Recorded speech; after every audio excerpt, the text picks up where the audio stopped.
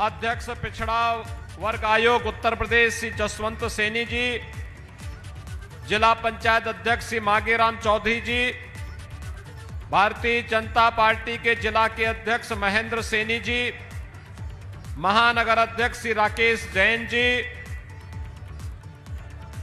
District cooperative bank के chairman Shri Rajpal Judda जी, chairman Sarsawa Shri Vijendra Moga जी, श्री कृष्ण कुमार पुंडीर जी, block प्रमुख श्रीमती ममता त्यागी जी, श्रीमती संजना त्यागी जी, श्रीमती चांदनी Rana ji, Bharatiya Janata party के सभी पदाधिकारीगण, प्रदेश के पुलिस महानिदेशक समेत सभी प्रशासनिक और पुलिस के अधिकारीगण और उपस्थित भाइयों बहनों, आज एक साथ सहारनपुर कमिश्नरी से जुड़े हुए लोगों को बहुत सारी सुविधाएं प्राप्त हो रही हैं। अभी यहां पर मैंने मंच पर अपने युवा साथियों को टैबलेट और स्मार्टफोन दिया, लेकिन साथ ही सुरक्षा के लिए एंटी टेररिस्ट स्क्वाड के एक सेंटर का शिलान्यास भी आपके देवबंद में किया है। एक तरफ समृद्धि के लिए टैबलेट और स्मार्टफोन होगा, तो दूसरी तरफ हमारी कमांडो फोर्स भी आतंकवाद को नेस्तनाबूद करने के लिए तैयार होगी।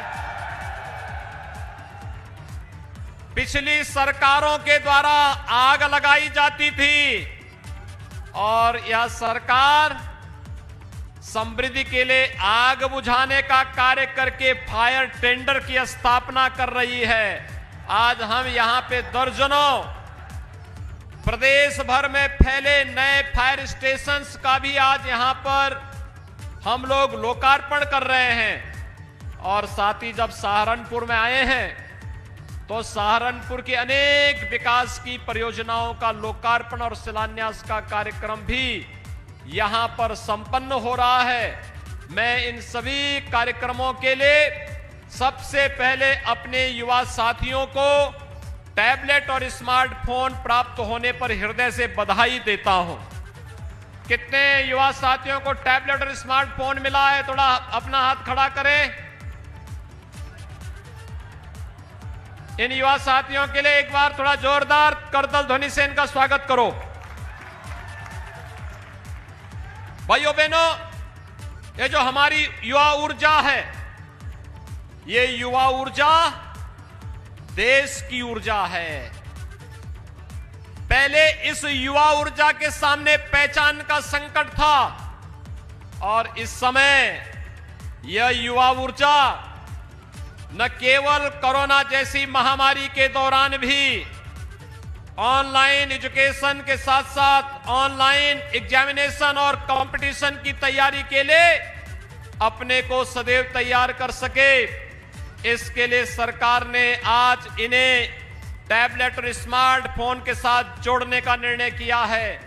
1 करोड़ युवाओं को प्रदेश के अंदर टैबलेट और स्मार्टफोन से हम आच्छादित करेंगे।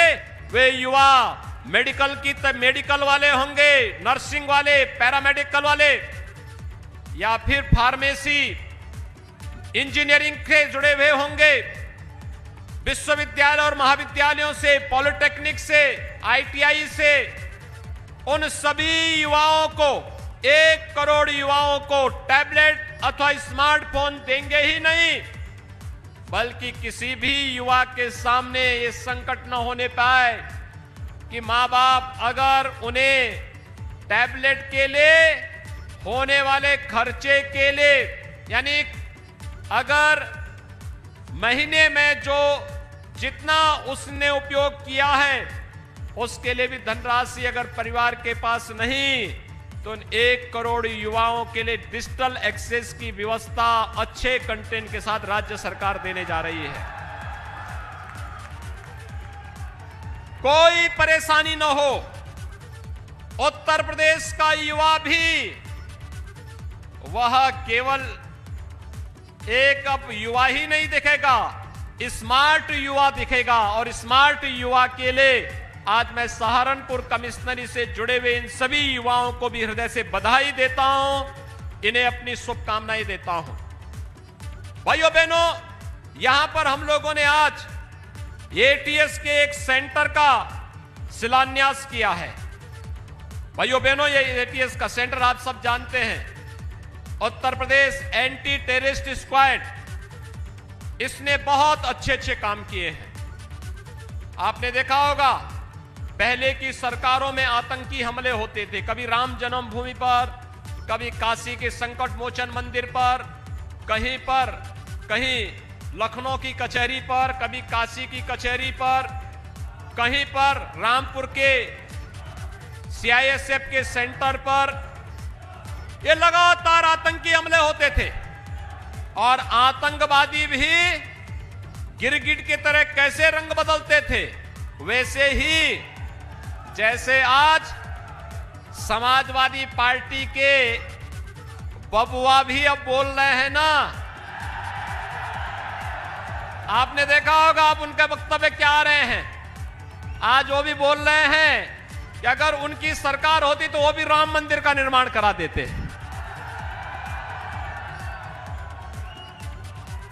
अब उनको सपने भी बहुत आ रहे हैं और सपने भी इस कदर आ रहे हैं कि सपने में आकर भगवान कृष्ण भी उनको अब कोस रहे हैं कि अबे नालायकों, जब सरकार मिली थी तब कोसी कला का दंगा करवा रहे थे, तब जवाहर बाग का दंगा करवा रहे थे, तब मुजफ्फरनगर का दंगा करवा रहे थे, और जब सत्ता मिली थी तब राम भक्तों पर भी गोलियां चला रहे थे। अब राम मंदिर का निर्माण जिनको करना है वो तो कर ही रहे हैं, कम से कम एक बार माफी तो मांग लो।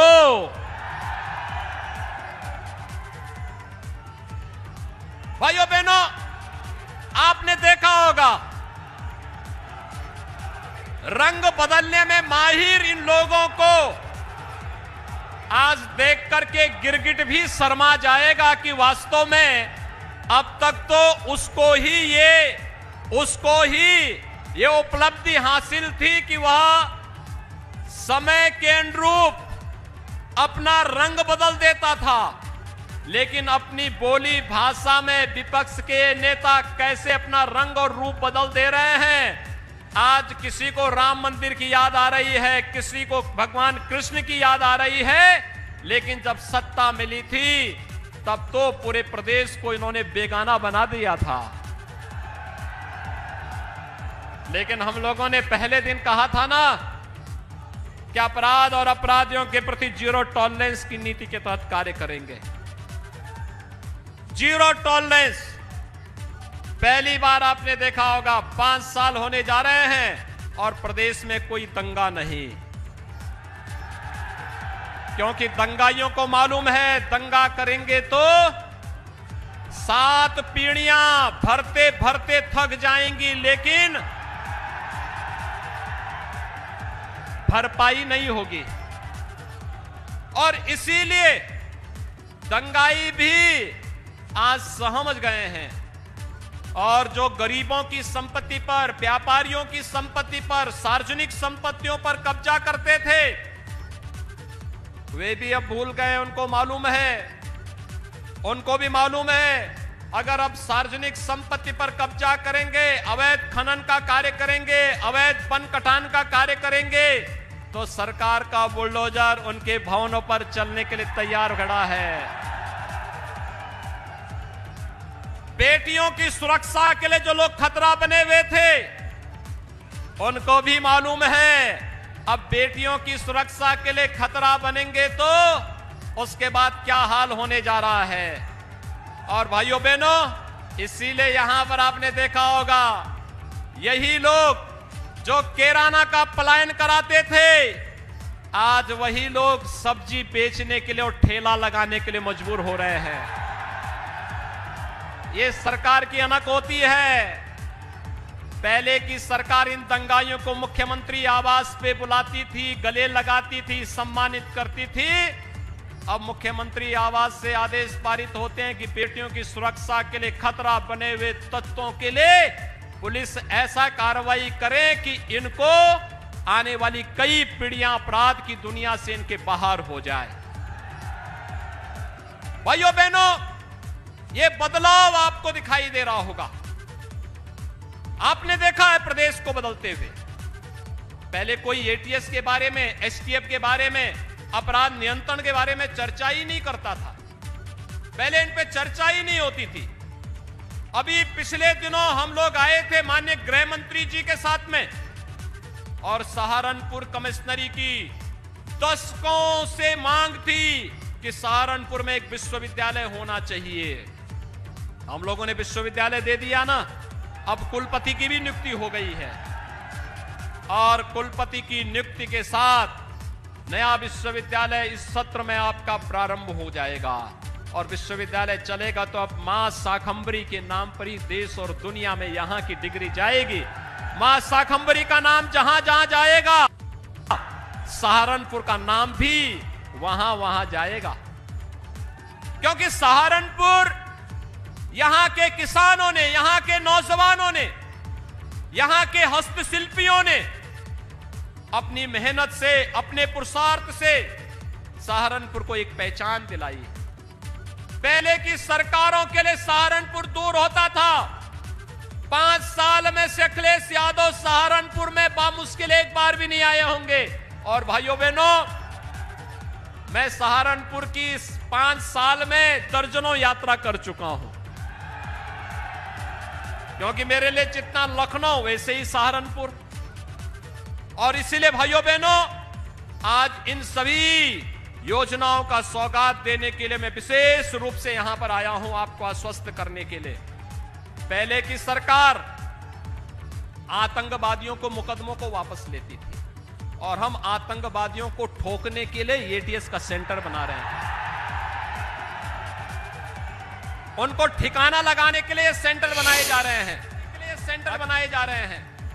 अगर देश के खिलाफ साजिश करोगे, हमारे नागरिकों की सुरक्षा के लिए खतरा बनोगे, तो हमारे कमांडो तुम्हें निकाल करके कहीं भी छुपोगे, ओसामा बिन लादेन की तरह कहीं भी छुपे रहोगे तो भी निकाल करके तुम्हारा काम तमाम करने का कार्य करेंगे। और इसलिए ये सेंटर, यहां पे हमारे 56 कमांडो हमेशा तैनात रहेंगे। कहीं भी आसपास के क्षेत्र में कोई हरकत हुई नहीं, दिन में, रात में, सुबह शाम, हर समय वे तैयार रहेंगे, और फिर उनका काम तमाम करने के लिए कुछ ही मिनटों में वे वहां पहुंचेंगे। भाइयों बहनों, ये विकास पहले भी हो सकता था, ये काम पहले भी हो सकता था, विश्वविद्यालय पहले भी बन सकता था। पिछली सरकार क्या कर रही थी? समाजवादी पार्टी की सरकार थी, और सहारनपुर मेडिकल कॉलेज जो मान्यवर कांसीराम जी के नाम पर था, उसका नामकरण ही उसने बदल दिया। लखनऊ में भाषा विश्वविद्यालय था कांसीराम जी के नाम पर, समाजवादी पार्टी ने उसका नाम भी बदल दिया। भाषा विश्वविद्यालय का नाम दूसरा कर दिया, नाम ही बदल दिया। बाबा साहब भीमराव अंबेडकर के नाम पर बने हुए स्मारक को तोड़ने की धमकी देती थी सपा की सरकार। भाइयों बहनों, हमारी सरकार ने बाबा साहब भीमराव अंबेडकर का भरपूर सम्मान किया। प्रधानमंत्री मोदी जी ने बाबा साहब भीमराव अंबेडकर के जुड़े हुए 5 स्थलों को पंचतीर्थ के रूप में विकसित किया। हम लोग वाराणसी में संत रविदास जी के जन्मभूमि पर भव्य स्मारक और पर्यटन विकास की योजनाओं को आगे बढ़ाने का कार्य कर रहे हैं। तो महर्षि वाल्मीकि की जन्मभूमि लालापुर में पर्यटन विकास का कार्य भी हमारी सरकार और भारत की सरकार मिलकर के कर रही। डबल इंजन की सरकार डबल डोज का काम भी करती है, जनता को दुगना कई गुना लाभ भी देती है। लेकिन जब विकास की सोच की सरकार नहीं होती है, तो आतंकवाद को प्रश्रय देती है, अपराध को प्रश्रय देती है। आज जो पैसा गरीबों के मकान बनने में खर्च हो रहे हैं, फायर स्टेशन के बनाने में, विश्वविद्यालय के बनाने में, एटीएस सेंटर के निर्माण में खर्च हो रहा है। ये पैसा पहले कहां जाता था? निकल देख रहे हैं, एक सप्ताह पहले आपने देखा होगा, हमें जेसीबी से दीवार तोड़ करके नोट की गड्डी निकालनी पड़ी थी। आप देखिए, हमने नाम नहीं लिया था, हमने नाम नहीं लिया, लेकिन कहते हैं ना, कहावत है, चोर की दाढ़ी में तिनका। जब ये पैसा निकाला जा रहा था, जो गरीबों का पैसा लूट करके पिछली सरकारों ने भर भर करके दीवालों के अंदर भरा हुआ था, तो सबसे पहले बुरा लगा था समाजवादी पार्टी के बबुआ को। कहते थे कि ये पैसा क्यों निकाला जा रहा है। भाइयों बहनों, उनकी पीड़ा गरीब के साथ नहीं, नौजवान के साथ नहीं, महिलाओं के साथ नहीं, किसानों के साथ नहीं, उनकी पीड़ा तो माफियाओं के साथ में है। जब माफियाओं पर बुलडोजर चलता है तो इनको पीड़ा होती है, जब माफियाओं के खिलाफ कार्रवाई होती है इनको पीड़ा होती है, जब कावड़ यात्रा चलाई जाती है तो इनको पीड़ा होती है, जब राम मंदिर का निर्माण प्रारंभ होता है तो इनको पीड़ा होती है, जब भाइयों बहनों मथुरा वृंदावन में भगवान कृष्ण की जन्मभूमि पर निर्माण के कार्य युद्ध स्तर पर आगे बढ़ते हैं तो इनको पीड़ा होती है। लेकिन हमारी सरकार जो कहती है सो करके दिखाती भी है।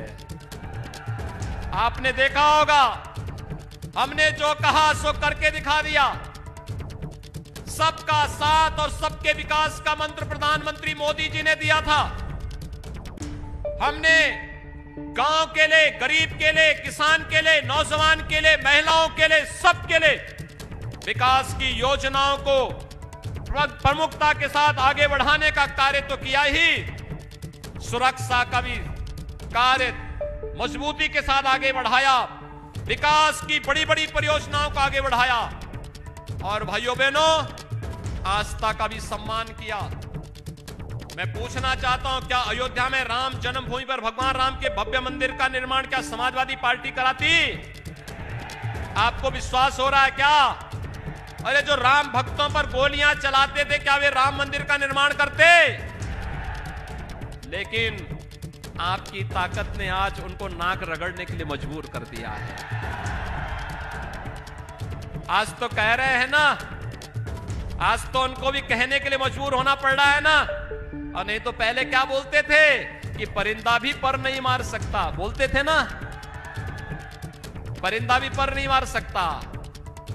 जब बेटियों के साथ छेड़छाड़ होती थी तो क्या कहते थे? गलती हो जाती है, यही बोलते थे ना। अब तो गलती नहीं होती ना, अब तो कार्रवाई होती है ना।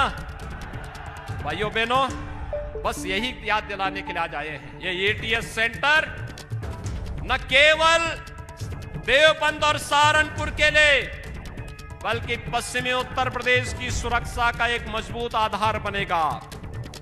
और सरकार की पूरी प्राथमिकता है, पूरी प्रतिबद्धता है, सुरक्षा के साथ कोई खिलवाड़ किसी को नहीं करने देंगे।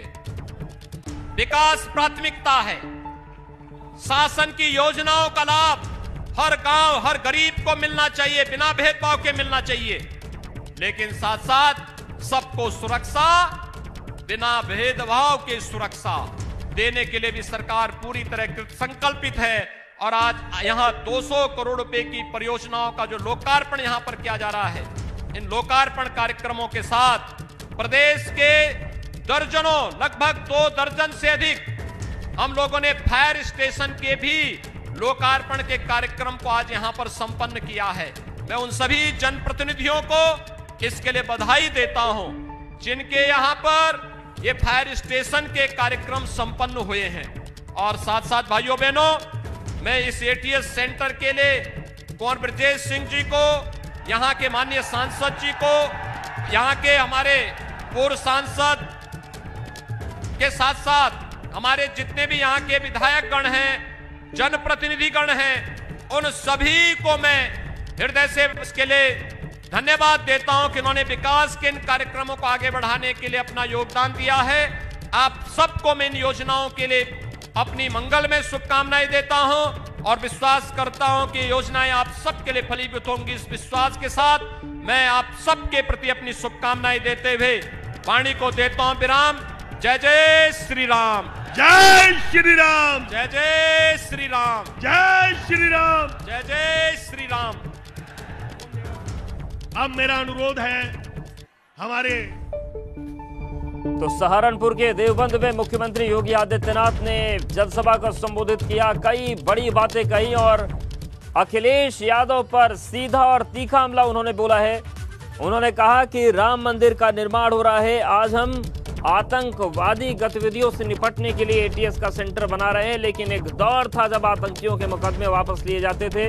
उन्होंने कहा कि आज के दौर में बेटियों को हम सुरक्षा देते हैं, लेकिन एक दौर था जब छेड़खानी की घटनाओं के बाद, रेप की घटनाओं के बाद ये कहा जाता था कि बच्चों से गलती हो जाती है, लेकिन आज के दौर में गलती नहीं होती। उन्होंने कहा कि अयोध्या में राम मंदिर का निर्माण हो रहा है, ये लोग आज कह रहे हैं कि हम राम मंदिर जल्दी बनाते, लेकिन एक दौर था जब कहते थे कि वहां परिंदा भी पर नहीं मार सकता है। तो सरकार की उपलब्धियों के साथ ही साथ विपक्ष और खास तौर से समाजवादी पार्टी पर जमकर बरसे मुख्यमंत्री योगी आदित्यनाथ। तो जनसभा का समापन हो गया है, लगभग 15 मिनट तक संबोधित किया मुख्यमंत्री योगी आदित्यनाथ ने। उन्होंने बताया किस तरीके से एटीएस का कमांडो ट्रेनिंग सेंटर स्थापित किया जा रहा है, इसके साथ ही साथ टैबलेट और स्मार्टफोन बांटे गए हैं। तमाम योजनाओं का जिक्र किया मुख्यमंत्री ने और जो सियासी तौर पर बातें हो रही हैं, जो हमले हो रहे हैं, उसका भी जिक्र किया और खास तौर से जो इनकम टैक्स के छापे पड़ रहे हैं, इस पर भी मुख्यमंत्री योगी आदित्यनाथ ने निशाना साधा अखिलेश यादव पर। उन्होंने कहा कि सबसे पहले दिक्कत उन्हीं को हुई और उनको ये चिंता हो गई कि आखिर ये छापेमारी क्यों की जा रही है।